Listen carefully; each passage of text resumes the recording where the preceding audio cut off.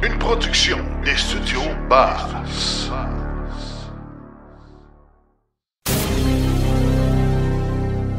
Cet épisode hors série est une présentation du groupe Énergie Canada, votre spécialiste en véhicules de loisirs électriques. Pour plus d'informations, visitez le energygroupcanada.com ou appelez-nous au 1-877-755-5551.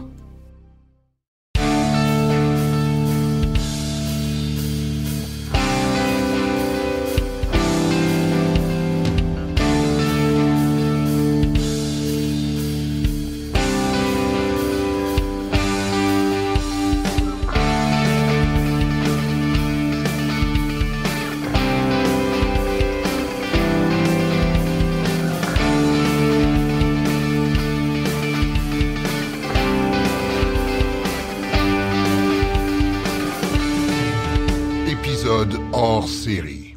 Simon-Pierre Rioux de l'AVEC, Daniel Breton de Mobilité électrique Canada. Merci, messieurs, d'être avec moi pour parler de cette nouvelle aujourd'hui qui nous est tombée dessus. Certains disent sans l'avoir vu venir. Pourtant, il y avait plusieurs signes que ça s'en venait. Simon-Pierre, tu me disais tout à l'heure qu'il y avait eu des annonces qui avaient été faites il y a longtemps, prétextant là, la date de fin dans quelques années. On devait s'attendre un peu à ce que ça s'en vienne, mais quand même, est-ce que vous êtes surpris, Daniel? Toi, est-ce que tu es surpris de cette annonce aujourd'hui? Pas surpris, mais déçu. Écoute, moi, rapidement, vois-tu, on vient de travailler sur un communiqué de presse. Ce qu'on dit, c'est que dans le budget, ce qu'on voit, c'est que le gouvernement confirme son intention d'installer des infrastructures de recharge, comme ça avait été annoncé en septembre, donc il y a 6 mois. Mais il n'y a aucun détail. Fait que ça, c'est ma première déception parce qu'il y avait des gens qui attendaient impatiemment pour savoir comment tout ça va se déployer. Là. On parle quand même de passer d'à peu près 9 000 bornes publiques à 106 000 bornes publiques d'ici 2030, donc le temps presse. Puis l'autre déception, c'est que l'argument du gouvernement du Québec, c'est d'invoquer le fait que le rabais à l'achat d'une voiture électrique, c'est pas la façon la plus efficace de diminuer les émissions de gaz à effet de serre. On va leur dire que ça coûte cher la tonne. Et pourtant, il y a une solution fort simple à ça. J'en parle depuis tellement longtemps que je me souviens même plus quand j'ai commencé. Ça doit faire presque 20 ans là, de mettre en place ce fameux bonus-malus. J'ai l'impression d'être un vieux disque là, qui ne cesse de sauter et de répéter la même chanson. Pourquoi je dis ça? Bien parce que, vous le savez, vous connaissez ça, messieurs, mais je vais l'expliquer aux auditeurs. C'est que, en enlevant le rabais à l'achat de voitures électriques, c'est sûr qu'il va y avoir un engouement pour s'acheter une voiture électrique d'ici 1 an ou 2. Là. Après ça risque peut-être d'être plus difficile. Et pendant qu'on dit on va diminuer les incitatifs pour que les gens passent aux voitures électriques, ben, les véhicules énergivores, les véhicules polluants, eux, ils ne touchent pas. C'est comme ça, on disait, ben là, même s'il y a beaucoup de gens qui s'achètent des VUS et des pick-up à essence présentement, pas de problème, ça c'est correct, mais on veut parler de diminuer les émissions de gaz à effet de serre. Donc, l'idée du bonus-malus, c'est de faire en sorte de mettre un malus à l'achat d'un véhicule énergivore pour décourager les gens de s'acheter un véhicule énergivore et qui va financer le rabais à l'achat de voitures électriques. Ça accélérerait vraiment la transition vers des véhicules électriques. Puis en plus, on peut le faire de façon financièrement neutre. Ouais. Donc, qui n'ira pas piger un sou dans le programme de lutte au changement climatique, le Fonds vert. Ouais. Fait que c'est pour ça que je suis déçu. On travaillerait ces deux côtés en même temps, en fait. Hein? Simon-Pierre, la réaction de l'AVEC face à cette annonce-là aujourd'hui, qu'est-ce que c'est? Ben, ça fait quand même plusieurs années qu'on sait que 2027 serait une date butoir. On ne pensait pas que ça allait disparaître complètement. Ça fait des années, ça fait depuis 2013 qu'on parle avec les différentes instances gouvernementales. Le fédéral, on sait que ça va disparaître bientôt. Avec les élections 2025, on s'attend à ce qu'il y ait peut-être un changement de garde et qu'il y ait un gros impact là-dessus. Qu'est-ce qui va se passer avec tout ça? Bien, si on regarde les autres pays où récemment ça a été retiré, les incitatifs financiers, que ce soit en Allemagne et autres, en Europe, on voit qu'il y a un impact direct. Les ventes ont beaucoup, beaucoup diminué. Ça fait quand même 15 ans que ce programme-là existe au Québec, puis ça fait quand même un bon 11 ans, 12 ans que je mentionne qu'à partir de 2025 jusqu'à 2027, on a mentionné qu'il y avait une transition par rapport à l'équité au niveau du prix entre les véhicules à essence et les prix des véhicules électriques. Puis on commence à le voir. Donc, le prix du véhicule électrique devrait continuer à descendre. Le prix du véhicule à essence devrait continuer à augmenter. Donc, on va en arriver avec une parité probablement aux alentours de 2026. Si on arrive là, ça devrait être pas si pire. Deuxième argument, c'était le fait qu'on devait atteindre des ventes de plus de 25 % pour que ça fasse partie des achats des consommateurs. Puis je pense qu'on est déjà là à la fin de 2023, tout près en tout cas au Québec. C'est le reste du Canada qui va peut-être en pâtir par rapport à l'incitatif fédéral qui va disparaître. Pour le Québec, je pense qu'on est quand même en bonne voie d'atteindre tout ça. C'est l'image mentale que je me fais. Moi, c'est la boule de neige. Là, on la pousse pour qu'elle se mette à avancer. Puis à un moment donné, elle va pogner son élan tout seul. On n'aurait plus besoin de la pousser. Mais était-on vraiment rendu au moment où elle roule par elle-même ou elle avait encore besoin un peu de pousser? Hein? Tout est là-dedans.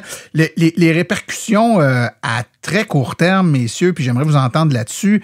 Moi, il m'apparaît évident que si je suis un consommateur qui branle dans le manche pour s'acheter un auto électrique, là, je vais me mettre en deuxième vitesse, puis ça m'en prend un au plus vite. Puis, qu'est-ce qui va arriver si le modèle ou les modèles qui me tentent, c'est des modèles qui demandent 12, 18, 24 mois avant de se faire livrer, comme par exemple chez Kia, chez Hyundai, ben je risque peut-être de me retourner chez Tesla et d'aller m'acheter une Tesla qui est disponible. Moi, je ne suis pas dans les culottes de Tesla, mais si j'étais eux autres, je commencerais à me préparer mentalement à une belle vague qui devrait déferler d'ici la fin de l'année. Daniel, qu'est-ce que tu en penses? Tu as 100% raison. Moi, je suis persuadé que les constructeurs automobiles qui n'arrivent pas à répondre à la demande vont se retrouver perdants. Parce que là, quand on parle d'une différence de 3 000 $ au fédéral, on ne sait pas ce qui va être annoncé dans le budget ce printemps. Si le budget fédéral annonce qu'il y a une réduction aussi, là, les gens vont y penser puis ils vont agir vite. Et je les comprends. Le hasard faisait que, imaginez-vous donc, aujourd'hui, j'étais chez un concessionnaire avec ma mère qui veut s'acheter une voiture branchable. Puis ça a donné que j'arrivais chez le concessionnaire quand le téléphone s'est maçonné. Pour le budget, ben c'est certain. Là, moi, je l'ai dit au concessionnaire. J'ai écouté, regardez bien ça arriver. Là. J'ai dit, il y a plein de monde, là, les véhicules électriques que vous avez sur votre terrain. Là, il y a des chances que les gens viennent les ramasser rapidement. Et le problème avec ça, c'est que c'est en début d'année que les manufacturiers préparent l'inventaire qu'ils vont avoir de besoin pour l'année en cours. Fait que là, ils ne seront pas prêts à finir une année avec une demande accrue d'unités. Fait que ça se peut qu'il y en ait qui soient obligés de se retourner assez vite et assez de dire, bon, mais les usines, produisez-en plus ou on va en laisser moins au Vermont puis dans l'État de New York, puis on va les amener au Québec parce qu'il faut se remplir les poches, désolé, mais il faut se remplir les poches pendant que la manne passe. Moi, j'ai une question sur laquelle j'aimerais entendre Daniel. Plusieurs prétendent que la subvention avait pour effet de permettre. Certains disent des concessionnaires, mais on sait que ils n'ont rien à voir là-dedans. Là. Les manufacturiers permettent aux manufacturiers de gonfler un peu leurs prix parce que de toute façon, le consommateur, lui, reçoit de l'argent de la part du gouvernement pour l'acquisition du véhicule. De cette logique-là, ce qu'on entend, c'est la subvention va disparaître, mais ça va forcer les manufacturiers à baisser leur prix pour les rendre encore attrayants pour les consommateurs. Donc, au final, nous, le consommateur, on ne sera pas trop perdant. Le manufacturier va arrêter de s'en mettre un peu d'impoche sur le dos de la subvention. Qu'est-ce que tu penses de cette affirmation-là, Daniel? Il y a peut-être un peu de vérité là-dedans. Cela dit, tu regardes les provinces ou les États américains où il n'y a pas de subvention, les prix sont les mêmes. Donc, lorsqu'on regarde, est-ce que la subvention en Californie fait en sorte que les véhicules sont plus chers qu'en Arkansas? La réponse est non. Donc, est-ce que ça veut dire que les constructeurs automobiles font une espèce de calcul sur la quantité de tous les États, de toutes les provinces, à savoir ce qu'ils sont capables d'aller chercher avec la subvention au Québec et à BC? Ils vont être capables de la redonner en Ontario? C'est une question qui est ouverte. Je ne sais pas, je n'ai pas la réponse. Une chose est certaine, c'est que les constructeurs automobiles, on garde en tête 2026, le rabais va arriver à 2 000 $ pour une voiture 100% électrique. 2025, 4 000 $. Puis à partir de 2025, la nouvelle norme zéro émission va entrer en vigueur. Où là, le gouvernement du Québec va augmenter considérablement la pression auprès des constructeurs pour qu'ils en livrent et qu'ils en vendent plus. Donc là, les constructeurs et les concessionnaires ne feront plus ce qu'ils font depuis quelques années, c'est-à-dire de ne faire que de livrer des véhicules. Là, il va falloir qu'ils se mettent à faire des efforts pour les vendre. Oui, la donne va changer. Écoutez, je sais que vous êtes pressés, messieurs, puis je ne vais pas vous retenir indûment. Donc, le consommateur aujourd'hui qui attend cette nouvelle-là puis qui commençait à songer à s'acheter une voiture électrique, c'est quoi le mot d'ordre? C'est On se garoche tout de suite chez le concessionnaire? De ne pas arrêter parce que vraiment, c'est de leur côté. Ils peuvent en profiter maintenant. Ils peuvent attendre un peu. Les prix devraient diminuer, comme on vient de mentionner. La norme zéro émission va faire qu'on va être obligé de vendre des véhicules électriques au Québec, même si on enlève les incitatifs. Donc, il va quand même y avoir de plus en plus de choix.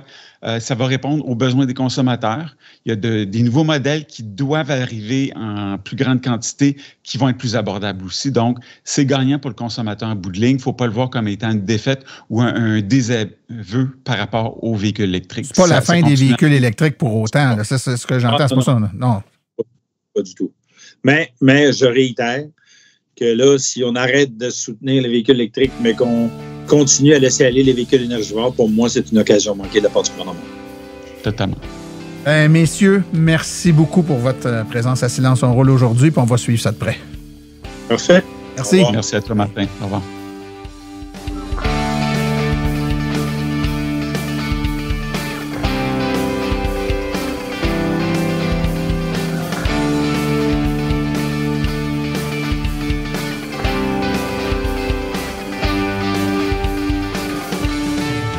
Épisode hors série.